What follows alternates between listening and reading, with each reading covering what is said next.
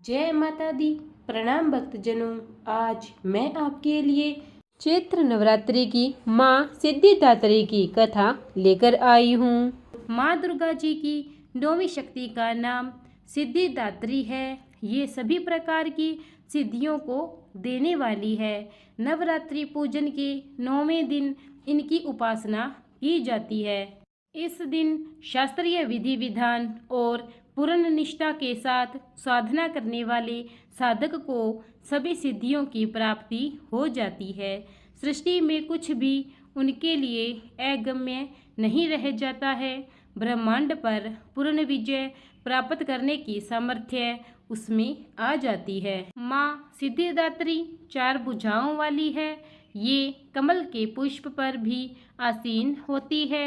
इनकी बाएं तरफ के हाथ में चक्र व गदा सुशोभित है और दाहिनी तरफ के हाथ में शंख और कमल पुष्प स्थित है। इनका वाहन सिंह है। मार्कंडेय पुराण के अनुसार 8 सिद्धियां इनके द्वारा प्रदान की गई है। आइए मैं आपको वह 8 सिद्धियां बताती हूँ। अणिमा, महिमा, गरिमा, लघिमा, प्राप्ति, प्राकाम्य, इशितव और वशितव। यह 8 सिद्धियां माँ सिद्धिदात्री की आराधना करने से प्राप्त होती है। माँ भगवती का स्मरण, ध्यान, पूजन हमें इस संसार की असारता का बोध कराते हुए वास्तविक परम शांतिदायक अमृत पद की ओर ले जाने वाला है। आज के युग में इतना कठिन तप जो कोई भी करता है वह माँ की कृपा का पात्र बनता ही है। अन्य 8 दुर्गाओं की पूजा उपासना शास्त्रीय विधि विधान के अनुसार करते हुए भक्त दुर्गा पूजा के 9वें दिन इनकी उपासना में प्रवृत्त होती हैं। इन सिद्धिदात्री माँ की उपासना पूर्ण कर लेने के बाद भक्तों और साधकों की अलौकिक पारलौकिक सभी प्रकार की कामनाओं की पूर्ति हो जाती है। नवमी के दिन माँ सिद्धिदात्री की पूजा की जाती है। देवी के इस स्वरूप को केतु ग्रह की स्वामिनी माना गया है। जो जातक नवमी के दिन माँ सिद्धिदात्री की पूजा अर्चना करते हैं उनके जीवन से केतु का दोष हट जाता है। आइए अब मैं आपको माँ सिद्धिदात्री की कथा सुनाती हूँ। देवी पुराण में भी ऐसा उल्लेख मिलता है कि भगवान शंकर ने भी इन्हीं की कृपा से सिद्धियों को प्राप्त किया था।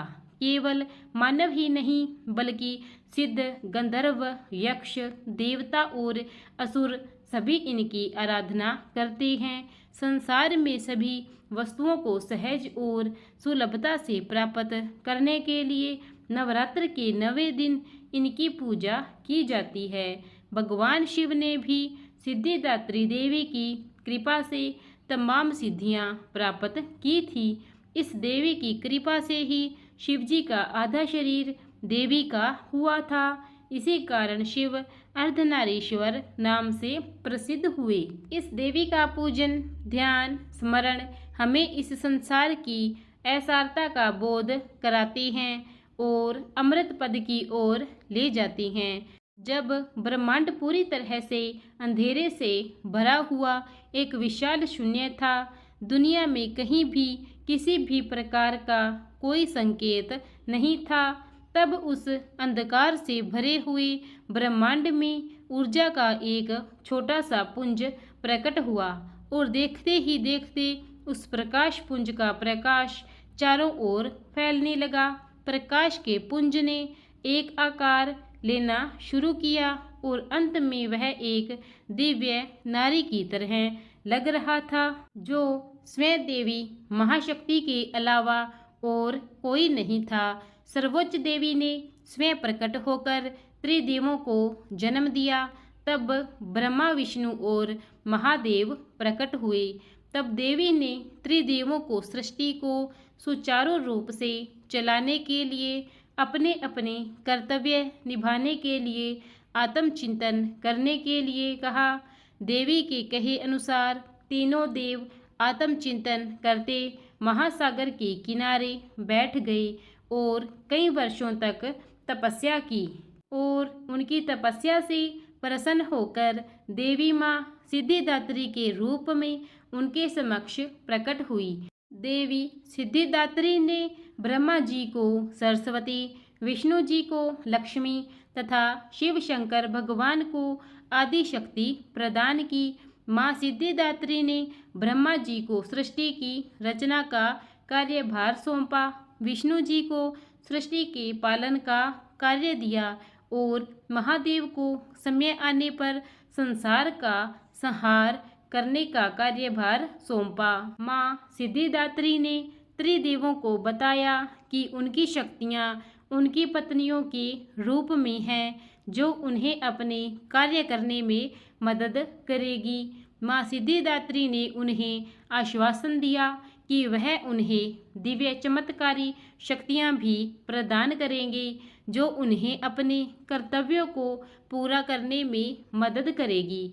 यह कहती हुई देवी ने उन्हें 8 अलौकिक शक्तियाँ प्रदान की। इस प्रकार 2 भागों आदमी तथा औरत, देव तथा दानव, पशु पक्षी, पेड़ पौधे तथा दुनिया की कई और प्रजातियों का जन्म हुआ। आकाश असंख्य तारों, आकाश गंगा और नक्षत्रों से भर गया। पृथ्वी पर विशाल महासागरों, झीलों और नदियों का निर्माण हुआ। सभी प्रकार की वनस्पतियों और जीवों की उत्पत्ति हुई और उन्हें उचित आवास प्रदान किए गए। इस प्रकार देवी सिद्धिदात्री की कृपा से सृष्टि की रचना, पालन तथा संहार का कार्य संपन्न हुआ। प्रत्येक मनुष्य का यह कर्तव्य है कि वह माँ सिद्धिदात्री की कृपा प्राप्त करने का निरंतर प्रयत्न करे, उनकी आराधना की ओर अग्रसर हो। इनकी कृपा से अनंत दुख रूप संसार से निर्लिप्त रहकर सारे सुखों का भोग करता हुआ वह मोक्ष को प्राप्त कर सकता है।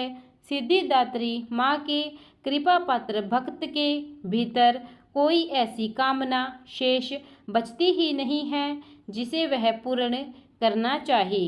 वह सभी सांसारिक इच्छाओं, आवश्यकताओं और सप्रहाओं से ऊपर उठकर मानसिक रूप से माँ भगवती के दिव्य लोकों में विचरण करता हुआ उनकी कृपा रस पीयूष का निरंतर पान करता हुआ विषय भोग शून्य हो जाता है। माँ भगवती का परम सानिध्य ही उसका सर्वस्व हो जाता है। इस परम पद को पाने के बाद उसे अन्य किसी भी वस्तु की आवश्यकता नहीं रह जाती। माँ के चरणों का यह सानिध्य प्राप्त करने के लिए हमें निरंतर नियमनिष्ठ रहकर उनकी उपासना करनी चाहिए। प्रेम से बोलिए माँ सिद्धिदात्री की जय। प्रिय भक्तजनों, अगर कथा अच्छी लगी हो तो कथा को लाइक और चैनल को सब्सक्राइब जरूर करें। धन्यवाद।